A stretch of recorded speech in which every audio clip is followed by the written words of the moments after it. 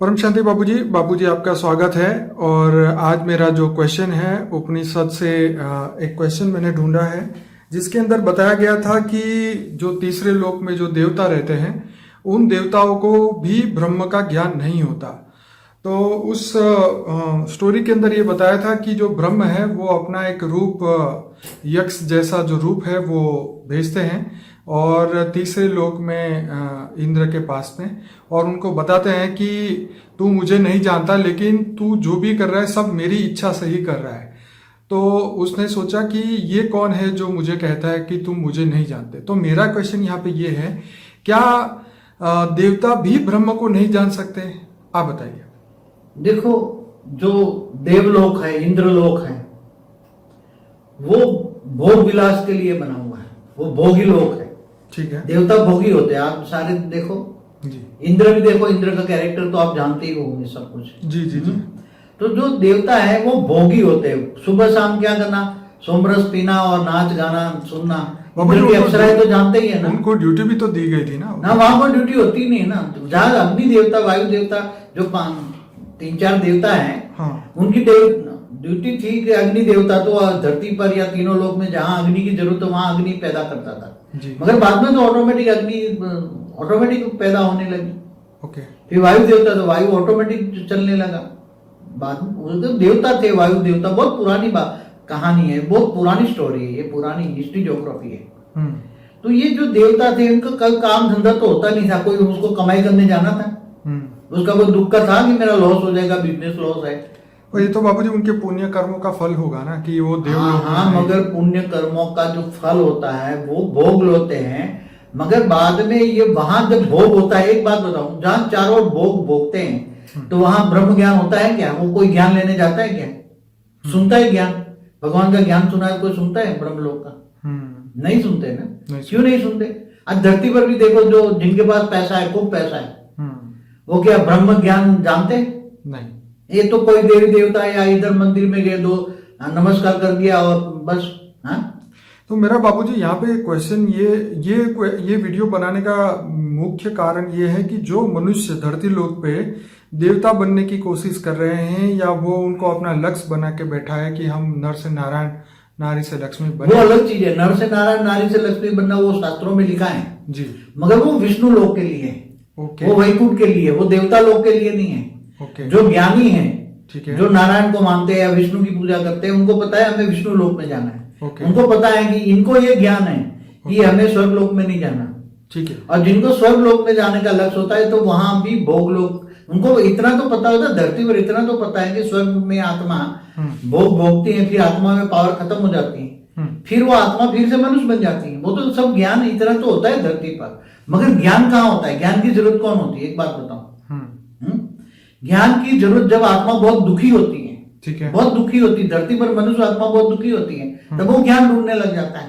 और जब ज्ञान ढूंढता है, पहले तो ब्राह्मणों को एक पावर था ना कि ब्रह्म ज्ञान तो केवल ब्रह्म को जानता है वही ब्राह्मण है, बाकी तो क्षत्रिय ज्ञान लेते ही नहीं थे। और वैश्य की तो बात ही नहीं है। और वैश्य तो विष्णु की पूजा करते थे। दो भाग थे धरती पर, द्वापर से पूरा द्वापर, दो पंथ बन गए, एक शिव पंथी और एक वैष्णव पंथी। और आपस में दोनों के बीच में कभी लड़ाई झगड़े बहुत हुए। आपस में ब्रह्मा विष्णु शंकर भी लड़ते थे, बहुत ही लड़ते थे। और इनकी 3 देवियां भी लड़ती थी ना। ये तो जनरल बात बता दूं ना, सभी आत्माओं को नॉलेज भी होना चाहिए ना कि इस ब्रह्मांड में ब्रह्मा विष्णु शंकर भी आपस में लड़ते थे, इनकी 3 देवियां भी लड़ती थी। तो ये भोग लोक, स्वर्ग लोक में जो देवता आपस में बहुत लड़ते थे, आपस में ही लड़ते थे बाबूजी। मैंने जो देवासुर संग्राम तो सुना है, देवता और असुरों का हमेशा लड़ाई झगड़े होते ही रहते थे।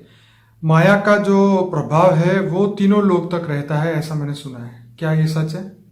तीनों लोक तक माया का जबरदस्त प्रभाव होता है। और नीचे 7 पाताल लोक जो है, जहाँ असुर लोग रहते हैं, आसुरी आत्माएं रहती हैं, मनुष्य नीचे की कैटेगरी की आत्माएं जो असुर लोग, राक्षस, ये सब लोग वहां रहते हैं। मगर वो भी तपस्या करते हैं, उनको भी ज्ञान होता है, तपस्या करते हैं तो वो ब्रह्मापुरी तक जा सकते हैं, ब्रह्मा की दाढ़ी पकड़ के हिलाते हैं, ऐसे राक्षस हैं। जो राजा बलि, वो भी तो सूतल लोक का राजा था। तो ये जहां सुख होता है, चाहे धरती पर भी सुख होगा तो वो कोई ज्ञान लेने को लिए नहीं जाएगा।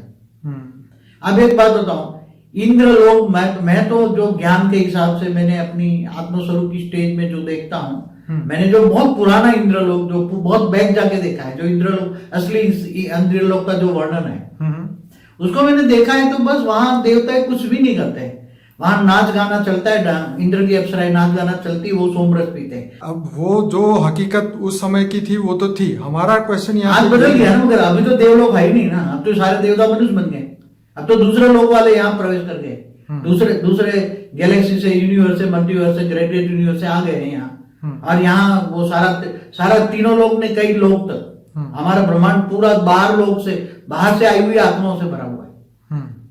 इसलिए देवता क्यों गिर जाते? एक बात बताऊं, लोग कहते हैं स्वर्गवासी हो गया, भले चले स्वर्ग में गया, थोड़ा पुण्य दान पुण्य किया होगा, चलो पहले ऐसा था कि प्रथा होती है ना कि जब इंसान अच्छा कार्य करता है तो उसे स्वर्ग में जाकर सुख मिलता है, तो थोड़े समय में स्वर्ग में सुख पाता है, फिर जो पाप कर्म किया उसके लिए नरक में जाता है। ये कि व्यवस्था थी पहले पूरे ब्रह्मांड में, 3 लोक में, भूलोक, भूभुलोक, स्वलोक में एक व्यवस्था थी, और स्वर्ग लोक से ऊपर माया नहीं थी। चौथे लोक में जो चला जाता था, जो ज्ञानी होता था ना, वो महालोक में बड़े बड़े महर्षि वहां तपस्या करते थे, और ऊपर जाने के लिए महालोक से ऊपर जनलोक, तपलोक, फिर ब्रह्मापुरी, फिर विष्णुपुरी, शिवपुरी, फिर परमधाम। तो ब्रह्म ज्ञानी माने जो ब्रह्म स्वरूप को, निराकार को मानने वाले को ब्रह्म ज्ञानी कहते थे, पर ब्रह्म परमेश्वर को मानते, निराकार को मानते थे, जो परमधाम में रहता है, जो इस ब्रह्मांड का रचयिता है, ओरिजिनल पर ब्रह्म माना वही ओरिजिनल पर ब्रह्म। हमेशा हर ब्रह्मांड का पर ब्रह्म परमेश्वर निराकारी मालिक होता है, वही रचयिता होता है, कोई वही आकारी रूप द्वारा काम कराता है। तो सीधी सी बात है, देवता कभी भी ज्ञान नहीं सुनते। देखो महादेव थे तो बार बार सभी देवताओं को कहते थे। तो बाबूजी, हाँ बोलिए। बहुत समझने वाली बात है पहले कि जब देव असुर बहुत तपस्या करते थे, असुर सारे महादेव की तपस्या करते थे। महादेव माना शंकर, जो हिमालय पे रहते हैं, पार्वती, शंकर पार्वती, जिनके बच्चे हैं गणेश, कार्तिकेय, तो उनकी उपासना करते थे, वो वरदान दे देते थे असुरों को। और वो कहते थे, देवता कहते थे कि तुम मेरी उपासना करो, तुम्हें भी वरदान मिलेगा। मगर देवता न कोई किसी की उपासना करते थे, देवता लोग न कोई तपस्या करते थे, न किसी का ज्ञान लेते थे, न सुनते थे, इतने अहंकारी होते थे देवता लोग, इतने अहंकारी होते थे। अरे हम तो स्वर्गवासी, अरे स्वर्गवासी क्या, उनको पता नहीं है थोड़े समय के बाद नीचे नरकवासी बन जाओगे, क्योंकि उसका पुण्य का खाता पूरा हुआ, तुरंत नरक में डाल देगा। पहले ऐसी व्यवस्था थी ना सब, तो ये हिसाब किताब होता था ना, जो हिसाब। मैं यहाँ पे एक रामायण का किस्सा डालना चाहता हूँ। जब भगवान राम जो है धरती पे वनवास के समय के दौरान जब एक ऋषि मुनि के आश्रम में पहुंचने वाले थे, तो उस मुनि को लेने के लिए भगवान इंद्र जो है वो आए अपना यान लेके, और उनको लेके जाने के लिए उनको रिक्वेस्ट की कि भाई आपका समय पूरा हो गया, अब चलो हमारे साथ स्वर्ग में। तो उन्होंने अपनी दिव्य दृष्टि से देखा कि अभी भगवान राम जो है मेरे आश्रम में आने ही वाले हैं, तो आप अभी चले जाओ, मैं अपने इच्छा से, अपनी मर्जी से मैं आऊँगा। तो उन्होंने जैसे ही इंद्र वो गए और राम जो है उन्होंने दर्शन दिया, उसके बाद उन्होंने जो उनको देना था, राम जी को जो भी देना था वो दिया। उसके बाद अपनी इच्छा से उनके सामने ही वो मतलब वहाँ से अपना शरीर को अग्नि में तपा के वो तुरंत ही वो ऊपर चले गए। मतलब ये कि वो अपनी इच्छा से जाना चाहते थे और वो इंद्र के साथ भी नहीं। पहले जब ऋषि मुनि त्याग तपस्या करते थे, हाँ, तो इनके पास इतनी शक्ति होती थी, जब वो ऊपर के लोकों में जब भी जाना चाहे जा सकते थे, 1 सेकंड में वेग से अवेग स्वरूप धारण करके जा सकते थे। उसको विमान की भी जरूरत नहीं। हाँ, वही वो दिव्य शरीर, पहले तो वेग से अवेग बना 3 तत्वों का शरीर, फिर ऊपर जाके परम तत्वों का शरीर बदलता जाते थे। अब ब्रह्मापुरी तक या विष्णुपुरी तक जा सकते थे। ये इनके एक लिमिट है। उससे जो विष्णु के भक्त होते थे वैकुंठ तक जा सकते थे। तो ये ऋषि मुनि तपस्या करते थे, तो ज्यादातर तो ब्रह्म ज्ञानी थे, ब्रह्म की तपस्या करते थे। तो उनको ये मार्कंडेय मुनि था, तो इंद्र को क्या बुलाया, तेरे जैसे तो तेरे जो अप्सराएं है ना, वो तो कुछ भी नहीं है, मैं तो ऊपर ब्रह्मापुरी की अप्सराओं को देख रहा हूँ। तो ऋषि मुनियों के पास, मगर वो ब्रह्मापुरी तक जा सकते थे, ज्यादा से ज्यादा वैकुंठ तक जा सकते थे। और ब्रह्म ज्ञानी जो पर ब्रह्म परमेश्वर को माने, तो वहां से भी जाकर उसको तपस्या करनी पड़ती थी। बाबूजी, एक और किस्सा है, जो राजा बलि जो उन्होंने 100 यज्ञ कराने वाले थे, 99 सक्सेसफुल हो गए, तो जब 100वां करने लगे तो भगवान देवता मतलब इंद्र भगवान इनका यज्ञ खराब करने के लिए वो विष्णु जी के पास गए कि भाई अगर ये इंद्र बन गए, अगर 100 यज्ञ पूरे हो गए तो मेरा राज खत्म हो जाएगा और वो एक कल्प तक के इंद्र बन जाएंगे। तो इसके लिए फिर वो वामन अवतार लेके आए और 3 पैर नाप के उनसे वो मांग लिया जमीन, और वो उनका पूरा नहीं हो पाया और इंद्र पद को वो नहीं पाए। तो कहने का मतलब ये है कि इंद्र को भी एक चिंता, मतलब माया जो है उसका प्रभाव तीसरे लोक तक भी है, ये यहाँ बताना चाह रहा हूँ। देखो, तीनों लोक तक माया का प्रभाव होता है, मगर क्या है कि देखो 2 पंथ हो गए ना द्वापर से। हाँ। तो शिव पंथी और वैष्णव पंथी हो गए, तो आपस में लड़ाई होती थी, तो दोनों विष्णु और शंकर के बीच जबरदस्त लड़ाई होती थी। ठीक है। क्योंकि शंकर के जो उपासना करने वाले, जो शंकर के जो भक्त थे, इसके जो फॉलोअर्स थे, वो सारे असुर थे। असुर ही इनकी उपासना करते थे, और वो रावण जैसे लोगों को, भस्मासुर जैसे उनको वरदान दे देते थे, बड़े बड़े असुरों को। शंकर को भोलेनाथ कहते हैं। थोड़ी फ्लैटरर कर दी और वरदान दे दिया उनको। फिर विष्णु के लिए मुश्किल हो जाती थी, क्योंकि जैसे भस्मासुर को खत्म करने के लिए विष्णु को भी मोहिनी रूप धारण करके उसको मारना पड़ा, क्योंकि विष्णु का काम था ये पूरे ब्रह्मांड का रक्षण करना। पूरे ब्रह्मा द्वारा सर्जन, विष्णु द्वारा पालना का कार्य किया है ना, और शंकर द्वारा विनाश। तो ये तीनों देवताओं में जो बटे हुए थे, दुनिया बटी हुई थी। जो देवता थे वो विष्णु को मानते थे, विष्णु की मानते थे, मगर वो उपासना नहीं करते थे उसकी। देवता उपासना नहीं करते थे। जब दुख दर्द हो जाता तो विष्णु को पास चले जाते थे, और फिर वो उसको कहते थे अपास, और विष्णु उसको बिना त्याग तपस्या उसको काम कराता था। आप समझे कहने का मतलब? विष्णु असुरों का कट्टर दुश्मन विष्णु था। सही। इसलिए, और असुर धरती पर, इंद्रलोक की धरती पर ना आए, इसलिए उसने ये, क्योंकि वो असुर था राजा बलि असुर था, सुतल लोक का राजा था। तीसरा लोक, अतल वितल सुतल। तो असुर धरती पर, मतलब स्वर्ग लोक का राजा न बने, इसलिए इंद्र के कहने पर उसने वामन अवतार लिया विष्णु भगवान ने। इसलिए विष्णु कट्टर दुश्मन था असुरों का। वो नहीं चाहता था कि धरती पर भी असुरों का राज हो, क्योंकि चाहता था वो असुर कभी न कभी नुकसान करेंगे। और जो महादेव थे वो भोलेनाथ असुरों को वरदान दे देते थे, इसलिए उन दोनों के कारण दोनों की आपस में लड़ाई हुई थी।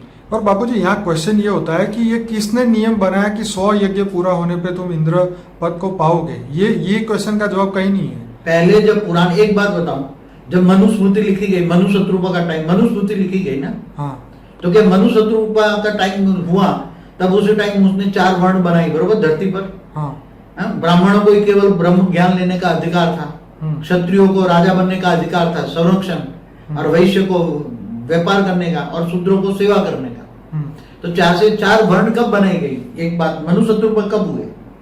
हमारा जब 6ठा मनवंतर पूरा हुआ, तो मनुशत्रुपा का टाइम पूरा हुआ, तो पूरा धरती पर प्रलय हो जाता है ना। क्वेश्चन ये है कि ये 100 यज्ञ करने वाले नियम किससे बनाए? हाँ, मगर कायदे कानून तो यहाँ तीनों लोग का कायदे कानून कौन बनाता है? जो तीनों लोग का मालिक होता है वो कायदे कानून बनाता है। ठीक है। आज धरती पर कायदे कानून कौन बनाता है? मेरा मतलब ये है कि या शंकर ने बनाया था ये नियम, या विष्णु ने बनाया था, या ब्रह्मा जी ने बनाया था? ये यज्ञ किसके लिए किया जाए, किसको खुश करने के लिए किया? ये 3 देवता ही बैठ के नियम बनाते थे। ठीक है। ब्रह्मा विष्णु शंकर जब पूरे ब्रह्मांड को चलाते हैं ना, तो ब्रह्मा विष्णु शंकर की ड्यूटी होती है कि दुनिया का, मतलब ये पूरा ब्रह्मांड अच्छी तरह चले। वो तीनों नियम बनाते हैं, तीनों बैठ के तीनों लोग के नियम चलाते हैं। ऊपर में नियम नहीं होता, चौथे लोग में, महालोक, जनलोक, तपलोक में नियम नहीं होता, क्योंकि वो तपस्वी लोग होता है, तो वहां वो माया नहीं होती। समझ में आया?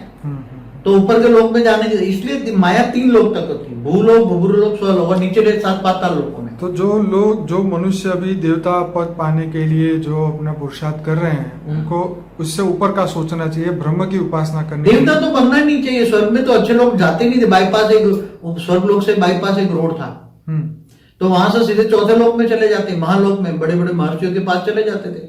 उनको बोला मैं स्वर्ग बनूंगा, आज स्वर्ग भोगूंगा, फिर थोड़े समय के बाद मैं मनुष्य, वापस मुझे पटक दिया जाएगा इंद्रलोक से, और मैं मनुष्य बन जाऊंगा, फिर यहाँ कीचड़ में फंस जाऊंगा मृत्यु लोक में, फिर मैं अच्छे कर्म करूंगा।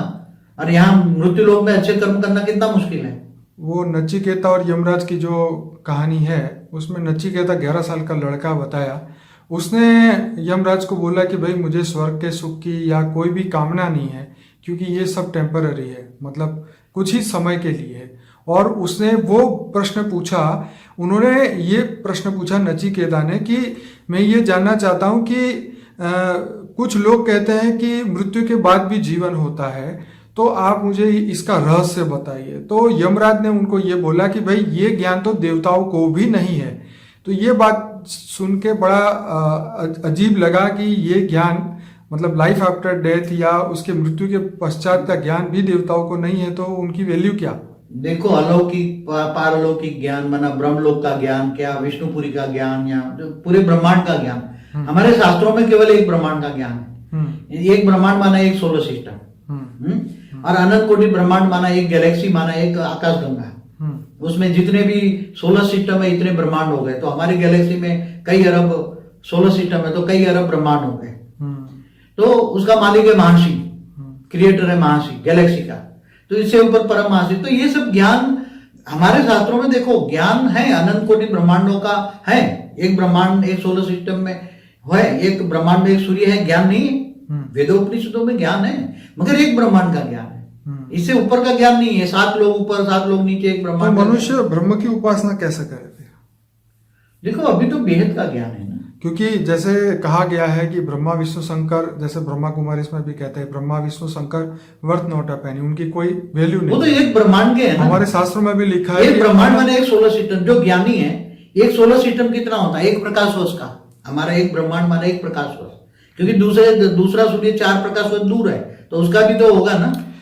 क्योंकि शास्त्रों में ये भी लिखा है कि हर ब्रह्मांड में ब्रह्मा विष्णु शंकर है, और अनंत अनंत ब्रह्मांड है, अनंत अनंत ब्रह्मा विष्णु शंकर है। तो अब मनुष्य शिव शंकर है, शिव शंकर है, शिव भी है ना, अनंत अनंत शिव भी है, बिल्कुल अनंत महाशिव भी है, अनंत अनंत परम महाशिव भी है, परम परम महाशिव भी है। बेहद के बीच मनुष्य अब किसकी, ब्रह्मा विष्णु शंकर की आराधना करे कि ब्रह्म की आराधना करे? ब्रह्म माना बेहद की ऑलमाइटी ऑथोरिटी को याद करो ना। आज जमाना ज्ञान का है, नॉलेज का जमाना, चाहे लौकिक ज्ञान हो चाहे अलौकिक ज्ञान हो। तो ऑलमाइटी ऑथोरिटी को ज्ञान से समझो ना।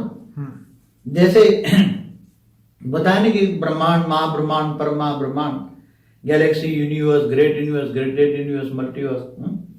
तो मल्टीवर्स का मालिक भी 100 कला का है। कितना? तो बेहद की कला का, ब्रह्मांड का रचयिता, बेहद का विश्व का, बेहद के भाव को, बेहद ऑलमाइटी ऑथोरिटी को तुम योग करो ना, इससे कनेक्शन जोड़ो। बेहद के पावर हाउस है, जो हाईली पावर हाउस है। तो आत्माओं को चाहिए पावर। 2 शब्दों का ज्ञान है। इन सभी चीजों में पढ़ने से कोई फायदा नहीं। It is wastage of time and energy. जो एक ब्रह्मांड की हिस्ट्री ज्योग्राफी लेकर तुम क्या करोगे? एक ब्रह्मांड का जो पर ब्रह्म परमेश्वर है, जो ब्रह्म है, उसके पास 1 कला का पावर है, इसलिए 1 प्रकाश वर्ष है।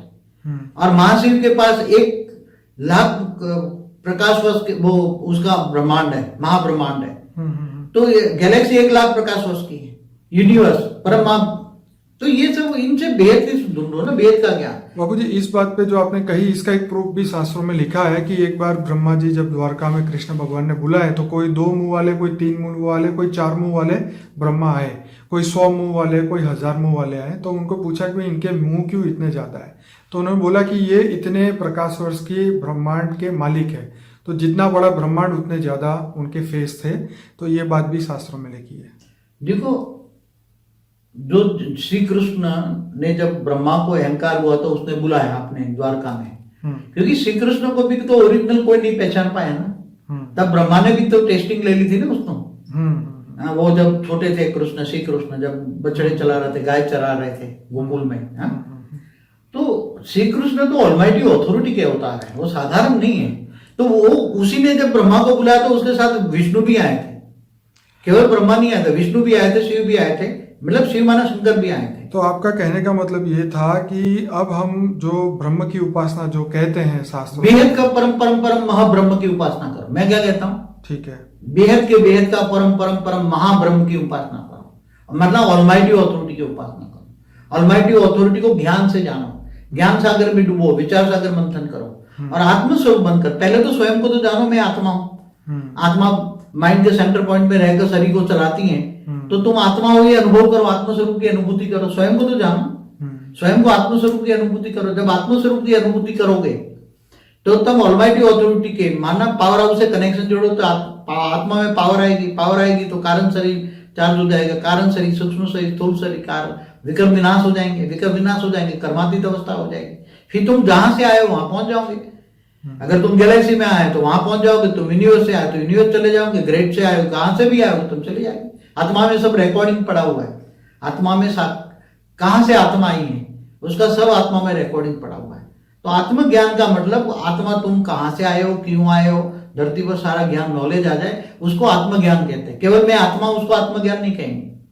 आत्मा में एक ज्ञान आ जाए, आत्मस्वरूप की अनुभूति हो तो उसको पता लग जाए कि मैं कौन हूं, कहां से आया हूं, मैं क्या गैलेक्सी से, यूनिवर्स से, ग्रेट यूनिवर्स से आया हूं, ये सब उसको पता लग जाए उसको आत्मज्ञान कहते हैं। और मुझे कहां जाना है, अंत में अपने मूल स्थान पर जाना है, जहां से आए वहां चले जाएगा ना हर कोई आत्मा। यहाँ धरती पर कह चुका हूं, यहाँ तो ओरिजिनल ब्रह्मांड की, ये हमारे ब्रह्मांड की आत्मा है तो ना के बराबर है। बाकी तो कोई दूर दूर के गैलेक्सियों से आए हैं, यूनिवर्स से आए हैं, सब कह चुका हूं मैं कई बार। ये धर्म, मठ, पंथ, संप्रदाय कहां से आए, ये सब भी इसकी वीडियो बनी हुई है। ये दूर दूर से आए हुए सब बने हैं। तो आत्मस्वरूप बनो, अपने आप को, स्वयं को पहचानो। बाकी ये सब इंद्रलोक, इनकी कहानियां सुनकर तुम क्या करोगे। अब ये तो आउट ऑफ डेट हिस्ट्री और ज्योग्राफी सब हो गई। अब आगे क्या, परम ज्ञान, नई दुनिया के लिए नया ज्ञान चाहिए। परम ज्ञान न लिखा गया किताबों में। और जब उसी टाइम पर भी गीता ज्ञान सर्वशास्त्र शिरोमणि कहा जाता था, गीता सर्वशास्त्र शिरोमणि, तो गीता में भी यही कहा ना, आत्मस्वरूप अनुभूत परमात्मा को जानो और मुझे याद करो तो मैं अंत में तुम्हें तुम्हारा पाप का विनाश कर दूंगा, अंत में परम धाम ले जाऊंगा। चलिए बाबूजी, काफी आपका समय लिया, बहुत अच्छा आपने समझाया। ये 22 मिनट हो रहे हैं वीडियो में। अब मैं सभी श्रोताओं को कहूंगा कि ये वीडियो के एंड में जो आपको लिंक मिलेगी, unspoken truth by Bapuji for the beginner meditation playlist और इंटरव्यू विद बापूजी के जो वीडियोस हैं वो आप देखिए और वहाँ से अपनी जर्नी शुरू करिए। करीबन 700 से ज़्यादा वीडियोस हैं हमारे चैनल में और ये स्पेशल वीडियो इसीलिए बनाया गया कि जो लोग अपने जीवन का जो निर्देशन, जो अपना टारगेट रखते हैं जीवन का, मोक्ष का, तो उससे भी आगे जो बाबूजी ने बात बताई है कि अमर लोक कहाँ है और बेहद की दुनिया, बेहद का अविनाशी अमर लोक का हमारा वीडियो है, वो देखो। आपको जाना है ऊंचते ऊंच परम धाम, केवल परम धाम नहीं जी, ये बेहद का अविनाशी परम धाम जो बाबूजी बता रहे हैं। इस वीडियो का लिंक जो है अनस्पोकन ट्रूथ के प्लेलिस्ट के अंदर है। अगर आप वैसे भी यूट्यूब में लिखेंगे अविनाशी परमधाम का रहस्य बाय बापूजी तो भी ये वीडियो मिलेगा। आपको कोई भी टॉपिक मन में आता है तो आप यूट्यूब में सीधा यही लिखें और पीछे बापूजी का नाम लिखें ताकि वो वीडियो आपको सबसे पहले मिल जाएगा। तो इस वीडियो को ज़्यादा से ज़्यादा लाइक करें, शेयर करें और हमारे चैनल को सब्सक्राइब करना ना भूलें क्योंकि इसमें पर डे न्यू एक वीडियो आएगा जो कि आपको आत्मज्ञान की ओर आगे लेके जाएगा। तो बाबूजी आपका बहुत धन्यवाद। परम शांति। परम शांति।